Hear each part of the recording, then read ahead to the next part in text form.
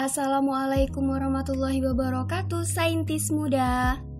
Apa kabar semua? Semoga sehat selalu dan baik-baik saja ya. Salam maju Hima Sakta. Selamat mendengarkan podcast Hima Sakta.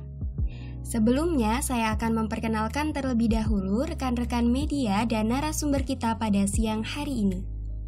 Karena ada pepatah yang mengatakan, tak kenal maka tak sayang. Perkenalkan, nama saya Ara, anggota Divisi Media Center, dan rekan saya, Egi. Halo, saya Egi Dekayani, sebagai Sekretaris Divisi Media Center Hima Sakta. Oke, selanjutnya kepada Fajar, silakan memperkenalkan diri. Hai, nama saya Fajar. Saya di sini sebagai perwakilan dari Presidium ITI Hima Sakta periode 2020. Terima kasih kepada rekan saya Egi dan Fajar. Selanjutnya kepada narasumber kita dipersilahkan untuk memperkenalkan diri. Kepada Kak Dimas dipersilahkan. Perkenalkan, saya Dimas Dika Putratama. Saat ini sebagai pelaksana tugas lapangannya untuk kemediaan Edisport FKIP inilah. Selanjutnya silakan kepada saudara Fajar untuk memperkenalkan sekilas tentang Media Center Hima Sakta dan memulai diskusinya. Oke, jadi Hima Sakta ini Kak adalah himpunan mahasiswa pendidikan dari Sakta yang menghimpun seluruh mahasiswa PMIPA.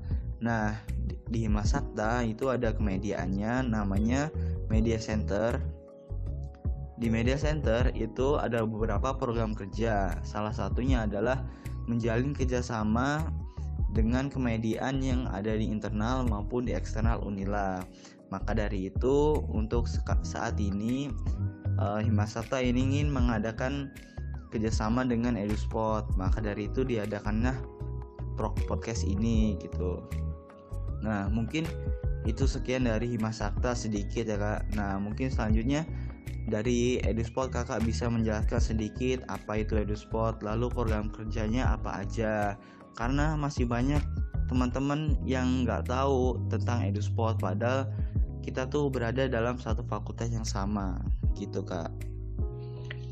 Edusport itu adalah media publikasi yang dimiliki oleh Fakultas Keguruan dan Ilmu Pendidikan yang diwacanakan pada waktu itu saat dekan saat itu Bapak Profesor Dr. Bujang Rahman MSI.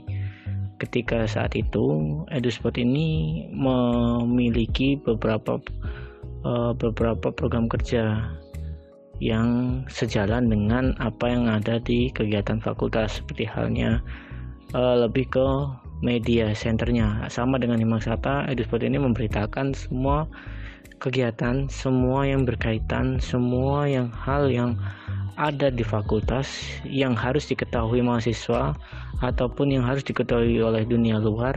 Itu Edusport membantunya dengan mempublikasikan di situs-situs media sosial yang dimiliki FKIP Unila. Jadi kalau dikatakan program kerja, Edusport sendiri program kerjanya mengikuti apa yang ada di fakultas. Jadi ke setiap kegiatan Edusport yang memberikan laporan kegiatan, meliput kegiatan. Ketika nantinya ada kegiatan yang harus dipublikasikan ke luar, eksternal, itu Edusport membantunya dengan medianya yang ada gitu. Kemudian Edusport ini di bawah naungan langsung unit publikasi atau di bawah pimpinan FKIP, kemudian ada namanya unit publikasi, di bawahnya unit publikasi itu sendiri gitu. Nah, di Hima Sakta nih Kak, kadang kesusahan buat nyari media partner. Nah, misalkan Hima Sakta mau ada acara, itu paling media partnernya tuh kayak LKLK yang ada di FKIP, terus forum prodi. Nah, menurut Kakak gimana sih tips Edusport buat nyari media partner supaya misalkan mau ada acaranya itu tersebar secara luas gitu Kak? Kalau untuk tips dari kakak mungkin lebih bagaimana kita memperkenalkan dulu apa sebuah kegiatan itu. Jadi sebelum kita mencari media partner, kita dulu harus siap juga untuk ketika nantinya feedback dari kita untuk mereka itu ada gitu. Jadi dalam pengertian jangan kita hanya mengharapkan ketika pada awalnya kita hanya ingin pas ada kegiatan, kemudian kita hanya mencari media partner, kemudian setelah itu lepas tangan, tidak ada ujungnya atau penyelesaian secara tuntas, itu akan mengalami kesulitan. Namun ketika kita mencoba menjadi media partner, kita coba untuk memperkenalkan dulu apa itu Himasakta, memperkenalkan dulu apa-apa yang akan nanti kita kegiatan yang akan kita lakukan. Jadi ketika dengan begitu, mudah-mudahan mencari media partner itu lebih mudah gitu, tidak kesulitan, dan kita tidak harus menutup diri untuk bertanya ke orang lain gimana apa yang harus kita lakukan itu. Jadi ketika mencari media partner, salah satu yang harus kita lakukan adalah bagaimana kita bisa memberikan feedbacknya atau timbal baliknya dari kegiatan itu untuk mereka itu. Karena ketika kita membutuhkan mereka, kita juga harus bisa apa yang mereka butuhkan kita berikan gitu. Jadi sama-sama memberi gitu. Jadi tidak hanya kita yang ingin mengharapkan yang dari kita, tapi juga apa yang mereka inginkan gitu. Jadi itu akan mempermudah orang akan menjadi media partner kita gitu. Jadi salah satunya dengan selalu berkomunikasi gitu. Walaupun tidak ada kegiatan, walaupun tidak ada, selalu ada komunikasi yang dilakukan gitu. Karena media itu luas, jadi tidak hanya mencakup dengan kegiatan, namun kita bisa sharing, saling berbagi informasi. Itu juga akan memudahkan kita untuk menjadikan yang menjadi media partner, ataupun kita menginginkan mereka menjadi media partner untuk kita gitu. Oke, selanjutnya pertanyaan dari Ara ya Kak. Bagaimana sih Kak cara gabung ke EduSpot? Karena beberapa teman-teman ada yang belum tahu, mungkin Kak Dimas bisa menjelaskan. Kalau ditanya bagaimana gabungnya, mungkin Fajar adalah salah satu bagian dari EduSpot juga. Mungkin Fajar juga bisa nanti membantu menjawab bagaimana bisa masuk ke EduSpot. Kalau di EduSpot itu tidak ada ketentuan khusus atau ketentuan yang harus dimiliki atau harus dari basicnya media, tidak. Di EduSpot itu kan untuk tempatnya belajar, sama-sama belajar yang mungkin dari awalnya nol tentang kemediaan, ya bisa belajar di situ. Tuh, jadi kalau untuk bagaimana dia bisa bergabung, silakan nantinya main ke EduSpot. Ada di ruangan di lantai 1 paling ujung di gedung dekanat gitu. Di situ tempatnya belajar. Jadi tidak ada syarat atau ketentuan mendaftarnya. Silakan datang, nanti kita di situ langsung belajar. Tidak ada penyeleksian. Yang penting di situ niatnya pengen belajar, ya siap untuk belajar bagaimanapun gitu. Karena di EduSpot kalau dikatakan tempatnya orang yang santai, ya nggak santai-santai amat. Kalau untuk dikatakan orang yang sibuk, ya memang kerjaannya di situ di media. Ya kalian dimasakkan di media center juga tahu sendiri bagaimana media itu harus bekerjanya gitu. Kak Dimas, sharing dong tentang pengalaman kakak selama liputan atau selama kakak ada di acara-acara FKIP yang diliput oleh EduSpot. Kalau pengalaman Kak Dimas itu yang masih ingat sampai sekarang itu pas pertama kali pada itu 2016, itu kakak pertama kali masuk itu pas kakak juga masih PKKMB atau perkenalan kampus untuk mahasiswa baru. Itu pada 2016 itu kakak Dimas baru masuk Unila. Kemudian teman-teman kakak pada kaget, tahu-tahu Kak Dimas berdiri itu Nah, pada bertanya-tanya kenapa Kak Dimas berdiri itu pada di situ pertama kalinya Kak Dimas megang alat kamera itu merekam kegiatan BKKMB untuk tingkat fakultas itu pada saat itu tingkat fakultas. Jadi mereka keheranan, kok kamu bisa di situ Dim, bisa megang kamera, emang siapa mereka, emang siapa kamu, emang kok udah kenal. Nah pada saat itu pertama kalinya itu saya jelasin itu saya baru kenal, kemudian ditanya pengen ikutan di Edusport apa enggak, ya saya jawab langsung ya. Akhirnya karena dari awalnya juga basicnya nol tentang media, akhirnya ya udah pegang kamera ini, liput kegiatan ini, kamu yang megang videonya, sambil belajar di sini gitu, sambil liatin bisa kenalin Edusport di sini gitu. Jadi itu pengalaman yang paling masih Kak Dimas ingat gitu. Jadi pas pakai KMB maju, pasti masih gundul-gundulnya itu maju untuk disuruh megang kamera. Jadi ya itu pengalaman yang akhirnya membawa Kak Dimas sampai sekarang berada di Edusport gitu. Jadi sampai dari yang sekarang dari awalnya basicnya nol, akhirnya sekarang ya dikatakan mahir ya tidak, karena masih selalu belajar ya alhamdulillah akhirnya sampai tahap ini mengetahui tentang kemediaan gitu. Kalau kegiatan Edusport itu banyak. Edusport itu kan kegiatannya lebih seperti humas gitu.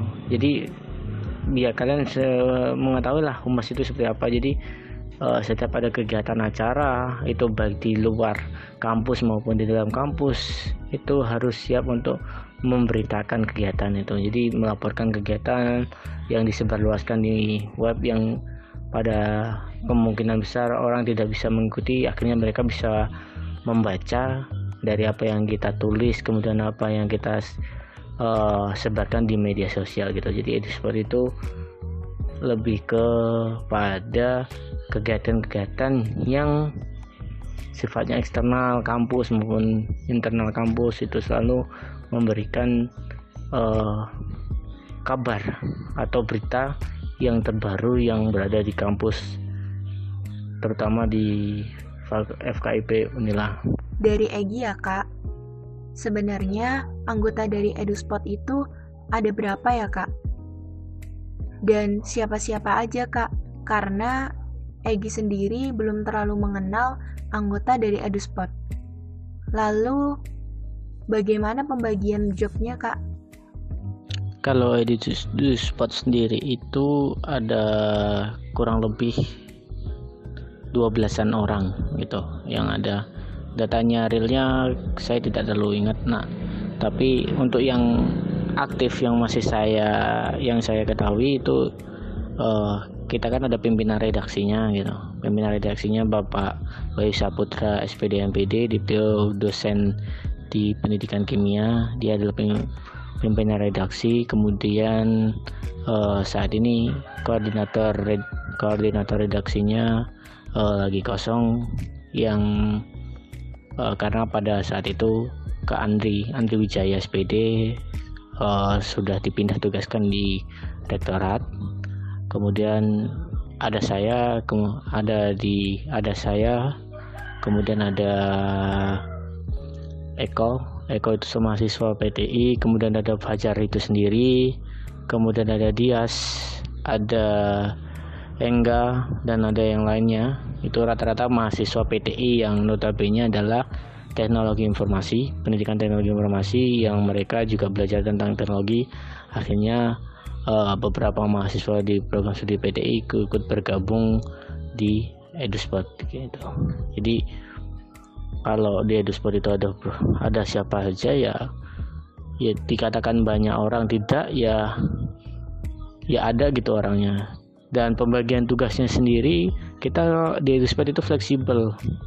Jadi Edusport itu bisa siapa yang ada waktu luang silahkan ke Edusport membantu pekerjaan yang ada di Edusport gitu. Tidak memaksa atau menuntut untuk selalu ada gitu orang-orangnya. Jadi ketika siapa yang siap, ketika siapa yang nganggur, dipersilakan untuk bisa membantu gitu. Oh gitu ya Kak. Di EduSpot ada nggak sih Kak cara-cara khusus bagaimana memberdayakan anggota? Jadi kayak cara memberdayakan anggota versi EduSpot gitu Kak. Memberdayakan dalam hal apa ini? Maksudnya yang seperti apa gitu? Kalau di EduSpot sendiri itu tidak menuntut orang harus bisa, tapi EduSpot memberikan fasilitas untuk mereka belajar menjadi bisa gitu. Jadi dengan kata lain bahwasanya di EduSpot itu tidak harus orang yang bisa, tapi orang yang mau gitu, orang yang mau pengen belajar itu yang kami berikan fasilitas gitu. Dan mereka harus siap, namanya belajar ya harus apapun yang itu ya harus siap dilakukan gitu. Dengan begitu menciptakan mereka untuk menjadi bisa gitu. Jadi ketika mereka harus belajar ya EduSpot memfasilitasi tapi tidak mengajari gitu, memberitahu tapi tidak menggurui itu sama, karena EduSpot sendiri itu belajar sama-sama gitu. Jadi belajar yang dari satu orang ini bisa ini, nanti diajarkan ke temannya ini, kemudian kalau ada yang lain bisa ini, misal hal lainnya itu nanti diajarkan jadi sama-sama berbagi informasi, berbagi pengetahuannya itu. Jadi ketika nantinya itu mereka akan sama-sama ya yang dari tadinya tidak bisa akhirnya bisa gitu. Dan dengan begitu itu saya rasa pemberdayaan yang dilakukan oleh EduSpot itu. Jadi EduSpot juga tidak menuntut orang harus di EduSpot terus. Mereka EduSpot malah mencoba untuk silakan kalian belajar di luar juga, silakan kalian belajar dimanapun, di LK maupun dimanapun kalian belajar. Tapi jangan lupa untuk juga belajar. EduSpot juga memfasilitasi untuk mereka belajar. Jadi tidak diikat, namun terikat gitu. Hal itulah yang kami coba berikan, kami coba terapkan di setiap anggota EduSpot gitu. Kak, pamflet EduSpot keren-keren dan bagus-bagus deh. Egi jadi penasaran, jenis desain dan software yang sering digunakan EduSpot apa aja ya Kak? Kalau boleh tahu nih Kak. Hehe. Kalau untuk desain dan yang kami sering gunakan itu sama kok dengan kalian mungkin.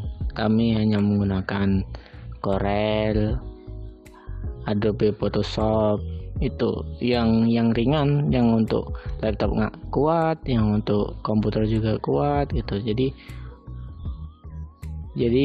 dua software itu yang digunakan untuk mengedit pamflet. Tapi kalau untuk video kita gunakan Adobe Premiere,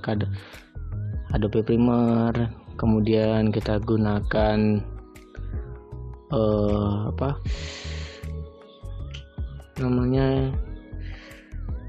Vegas Pro. Kita juga gunakan Vegas Pro untuk ngedit gitu. Jadi editor videonya dengan itu. Kalau jenis desainnya ya sama sih yang kita gunakan, ya gimana kita kreasi kita gitu, yang buat kita senyaman kita buat. Biasanya kalau untuk desain menurut kita bagus, dinilai orang bagus, ya kita lanjutkan. Kalau menurut orang lain jelek, kita rubah, kita perbaiki yang semestinya yang bagus seperti apa gitu. Satu hal yang penting adalah kita mau menerima orang mengoreksi hasil karya kita. Jadi siapapun yang melihat kan punya penilaian persepsi sendiri-sendiri gitu. Jadi kita terima, kita tampung kekurangannya, kemudian nanti kalau desain selanjutnya kita perbaiki apa yang kurang dari desain yang sebelumnya gitu. Jadi sehingga ya dengan begitu mudah-mudahan desainnya akan selalu baik gitu. Terutama kalau untuk desain tidak harus dilihat yang serame itu. Yang penting informasi yang akan kita sampaikan itu mengenai kepada yang membacanya gitu, dengan tampilan yang menarik pastinya gitu. Jadi kalau software itu paling sama, semuanya menggunakan itu gitu. Rata-rata menggunakan Corel, rata-rata menggunakan Adobe Photoshop. Kalau video rata-rata menggunakan Adobe Premiere, ada yang pakai Adobe Effect, ada yang pakai Vegas, itu semua ya, semua aplikasi insya Allah yang bagaimana kita nyaman untuk menggunakannya gitu, tidak harus terpacu dari orang lain gitu. Lalu untuk jam kerja nih Kak, EduSpot ini bukannya dari hari apa sampai hari apa, terus dari jam berapa sampai jam berapa nih Kak? Kalau di EduSpot sendiri jam kerjanya itu dari jam 8 sampai dengan jam 4. Tapi kalau ada tanggungan, ada editan yang harus diselesaikan di hari itu, ya harus selesai di hari itu. Mau tidak mau juga harus dilembur atau diselesaikan gitu. Jadi sifatnya fleksibel gitu. Kalau selain meliput dan publikasi, pelayanan apa aja nih Kak yang ada di EduSpot? EduSpot bisa menjadi media partner, sama kayak kalian bisa jadi media partner. Kemudian EduSpot juga bisa menjadi pemateri. Kalaupun EduSpot tidak bisa menjadi materi, biasanya EduSpot akan mencarikan pemateri yang berkaitan dengan media terutama gitu. Salah satunya seperti itu kalau di EduSpot itu sendiri. Salah satu contohnya adalah kemarin tahun 2018 kalau nggak salah, itu kemarin bekerja sama dengan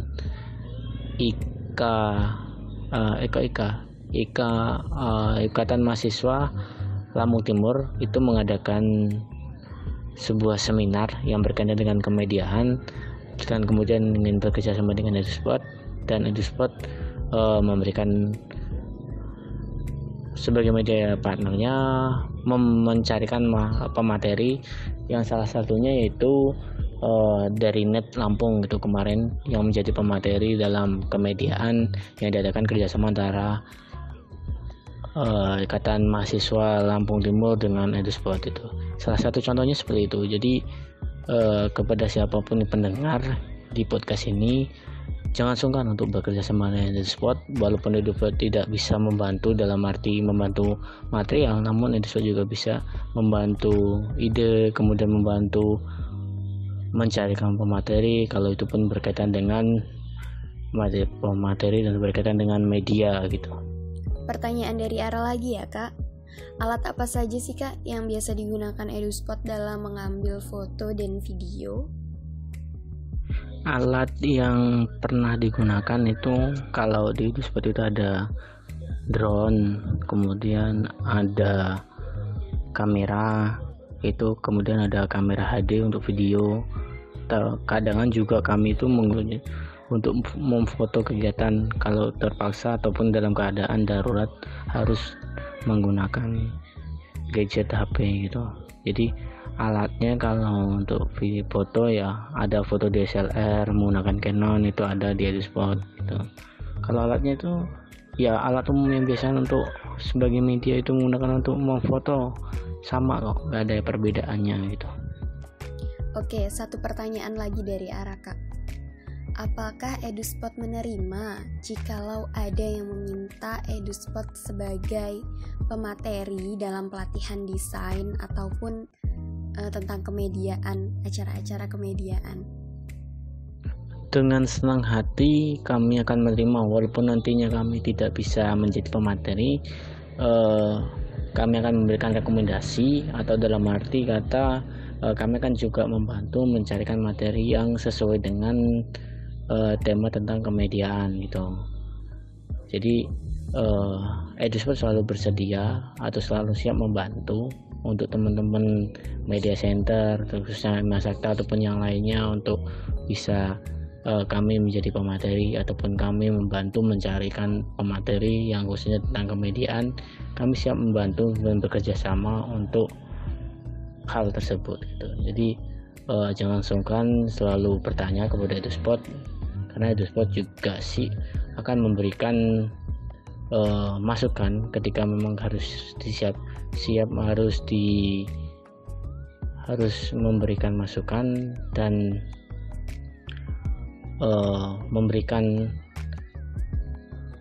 wejangan ataupun nantinya sesuatu hal yang berkaitan dengan kemediaan, EduSpot siap memberikan bantuan gitu. Satu pertanyaan lagi ya Kak, terakhir nih, gimana saran kakak untuk media-media LK di FKIP Unila ini supaya kedepannya itu bisa menjadi lebih baik lagi, Kak. Saran dari kakak, ini saran dari kakak ya, jadi jangan diplesetin atau nanti Kak Dimas seperti ini gitu. Jadi saran kakak sebagai sama-sama media, sama-sama yang berkecimpung di balik layar, sama-sama yang nomor satu memberitakan informasi yang terupdate, teraktual, atau yang paling utama untuk semua para media yang khususnya berada di lingkungan FKIP Unila. Cobalah selalu memberikan informasi yang mengedepankan kedua sisi, dalam arti tidak hanya melihat dari sisi baiknya atau sisi baiknya saja, namun juga harus melihat sisi buruknya gitu. Jadi nantinya ketika kita memberitakan sesuatu hal itu juga bisa tahu resiko, akibat, dan sebabnya. Jadi ketika untuk para media itu bijaklah dalam mempublikasikan gitu. Cobalah untuk selalu saring, tapi cobalah untuk selalu mau mendengarkan, mau mencari informasi dari kedua sisi ini, baik buruknya, kedua sisi ini dalam kelebihan dan kekurangannya itu. Jadi bisa memberikan informasi yang tepat, bisa memberikan informasi yang dapat pembacanya dapat mudah memahami, pembacanya dapat menerima gitu. Jadi tidak selalu pro dan kontra, tidak selalu mengedepankan sisi yang diuntungkan, tapi juga bisa melihat dari sisi yang dirugikan gitu. Jadi sama-sama bijak memberikan informasi, sama-sama tidak lepas untuk saling memberikan pendapat, namun juga harus bisa memberikan informasi yang teraktual gitu. Jadi untuk para media yang berada di LK khususnya, ayo bareng-bareng kita majukan media, khususnya media yang ada di Fakultas Keguruan Ilmu Pendidikan. Ayo bareng-bareng kita buat media itu lebih berwarna gitu, lebih bervariasi, dengan selalu melihat sisi baik buruknya dari apa yang kita sampaikan informasi itu. Terima kasih kepada Kak Dimas atas sarannya, dan terima kasih juga telah menjadi narasumber kita pada podcast Himasakta Jilid 1 siang hari ini. Kemudian semoga hubungan Himasakta dan EduSpot tetap terjalin dengan baik, dan begitu pula dengan LK-LK se-Universitas Lampung di kemediaannya. Dan terima kasih juga kepada para audiens yang telah mendengarkan podcast ini, dan sampai jumpa di podcast selanjutnya. Jangan lupa stay tune. Wassalamualaikum warahmatullahi wabarakatuh. Maju Himasakta. Maju Himasakta.